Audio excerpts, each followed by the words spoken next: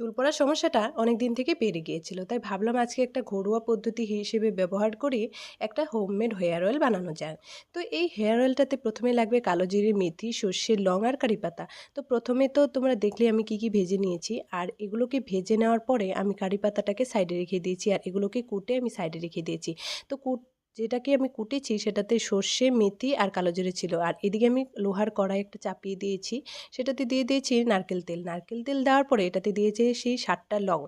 Long তো চুলের জন্য ভালো, ফাঙ্গাসও কমায়। তো এদিকে দিয়ে দিচ্ছি এক মুঠো কারি পাতা। কারি পাতাটা যখন ভাজা হবে, মুচমুচে হবে, তখন দিয়ে দিব এই পাউডারটা। আর পাউডারটা দেওয়ার পরে ১ চামচ দিয়ে দিব নিম পাউডার। তোমরা চাইলে নিম পাতা ব্যবহার করতে পারো। তারপর এটাকে আস্তে করে একদম লো ফ্লেমে এটাকে ১৫ মিনিটের মতো জাল করতে হবে।